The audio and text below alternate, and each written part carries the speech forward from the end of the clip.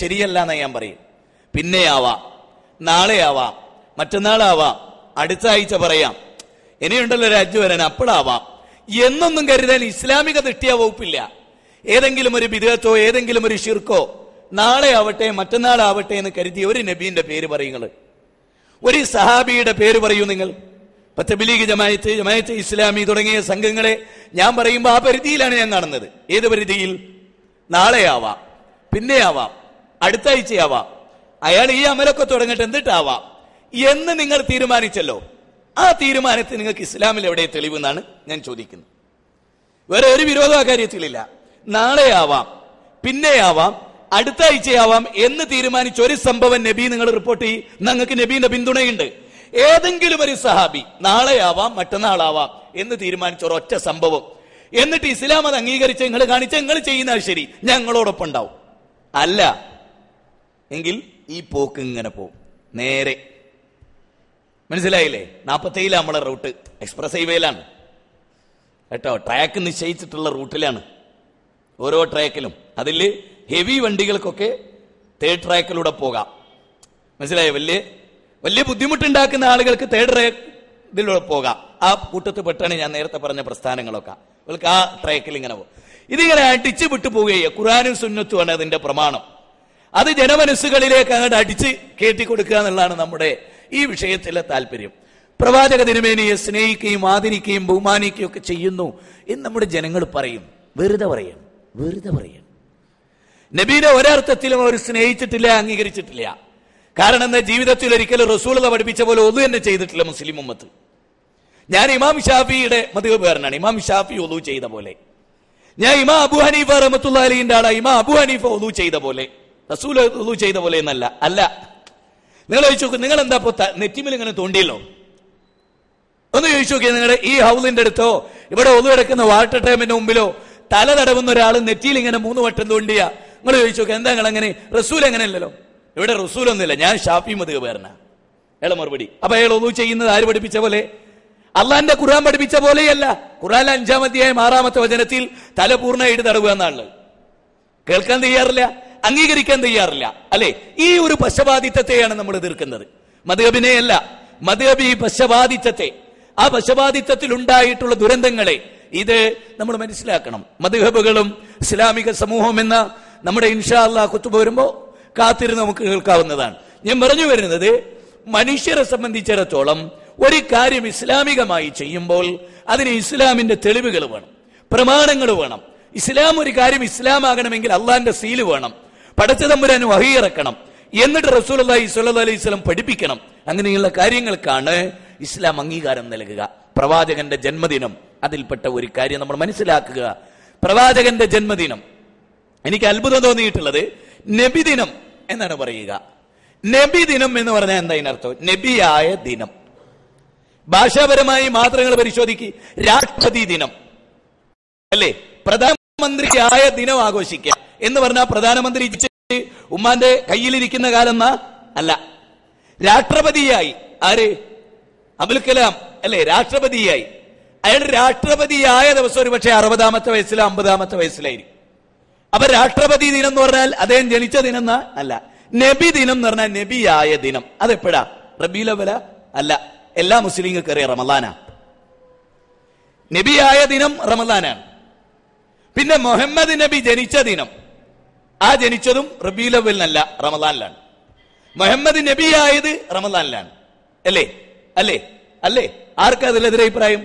പിന്നെ റസൂൽ ജനിച്ച ദിനം, അതാണ് മുഹമ്മദിന്റെ ദിനം. മുഹമ്മദ് ജനിച്ച ദിനം, അവിടെ നബി ഇല്ല, റസൂലില്ല. നബി ജനിച്ചപ്പോ റസൂലല്ല, അത് ഈസാ നബിയാണ്. അത് ഖുർആൻ വേർതിരിച്ചു പറഞ്ഞു. ഞാൻ ജനിച്ചപ്പോ തന്നെ നബിയാണെന്ന് ഈസാ നബി പറഞ്ഞു. ഞാൻ ജനിച്ചപ്പോ നബിയാന്ന് മുഹമ്മദ് നബി സല്ലല്ലാഹു അലൈഹി വസല്ലം പറഞ്ഞിട്ടില്ല. 40-ാമത്തെ വയസ്സിലാണ് നബിയായത്, ഇറാഖ് വഴിയിൽ വെച്ചാ നബിയായത്, നുബുവത്ത് കിട്ടിയപ്പോ നബിയായത്, അത് ലൈലത്തുൽ ഖദറിന്റെ രാത്രിയിലാണ്. അല്ലേ? എല്ലാവർക്കും അറിയാവുന്ന വസ്തുതയാണ്. അല്ലേ? അപ്പൊ നബിദിനം എന്ന് പറയുന്ന വാചകം തന്നെ തെറ്റാണ്. നബിദിനം എന്ന് പറഞ്ഞാൽ അത് റമളാനിലാണ് കൊണ്ടാടണ്ടേ. അത് നമ്മൾ കൊണ്ടാടുന്നുണ്ട്. അത് വിശുദ്ധ ഖുർആന്റെ വാർഷികമാണ്. അല്ലേ? അങ്ങനെയാണ് നമ്മൾ അതിനെ ആചരിക്കുന്നത്. അല്ലേ? അപ്പൊ നബിദിനം എന്നത് ശരിയല്ല. ആ പ്രയോഗം തന്നെ തെറ്റാണ്. ആ പ്രയോഗം തന്നെ തെറ്റാണ്. ഭാഷാപരമായി തന്നെ തെറ്റാണ് കേട്ടോ. ജനിച്ച ദിനം വേറെ, നബിദിനം വേറെ. അത് 40ാമത്തെ വയസ്സിലാണ്, റമദാനിലാണ്, അവസാനത്തെ 10ലാണ്, അല്ലേ? വളരെ വ്യക്തം. ലൈലത്തുൽ ഖദറിന്റെ രാത്രിയിലാണ്.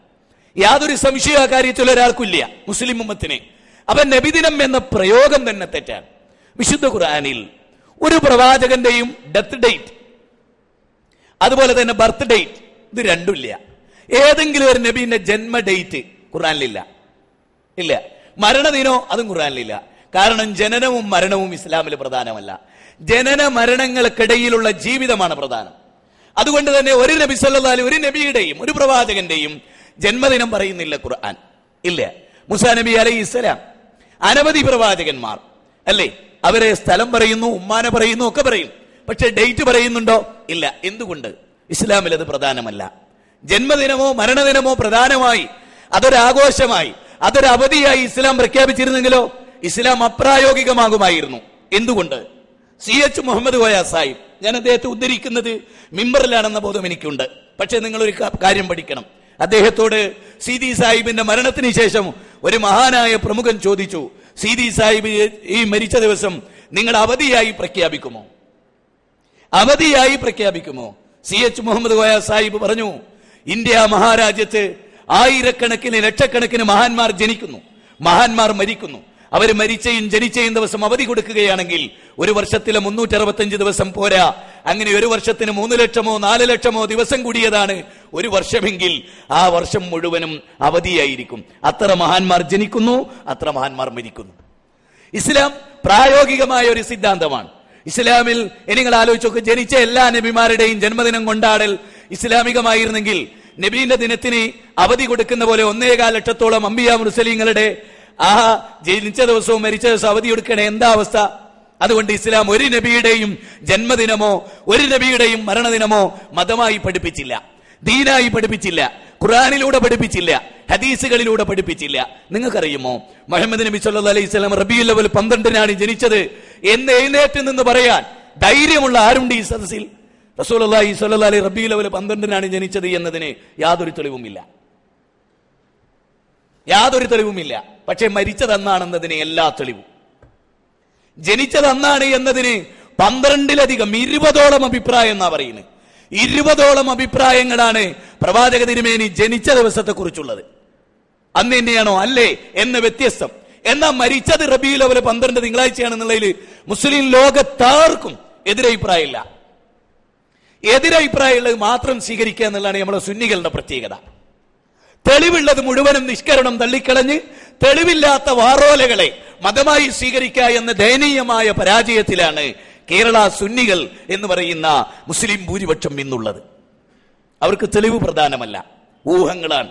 ഊഹത്തിനാണ് അവരുടെ പ്രമാണം ഊഹമാണ്, അവരുടെ പ്രമാണം നിഗമനങ്ങളാണ്, തെളിവുകളല്ല. അതുകൊണ്ട് തന്നെ സഹോദരങ്ങളെ, ഈ കാര്യമൊന്ന് പഠിക്കേണ്ടതുണ്ട്.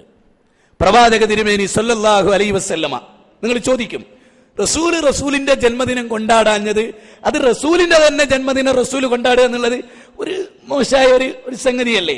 ഞങ്ങൾക്കൊരു കാര്യം കേൾക്കണോ? റസൂലുള്ളാഹി സ്വല്ലല്ലാഹു അലൈഹി വസല്ലം മയ്യത്ത് നിസ്കരിച്ചു, അതിൽ സലാത്തുണ്ട് നബിയുടെ പേരിൽ, അത് റസൂൽ എന്നെ ചൊല്ലിയിട്ടുണ്ട്.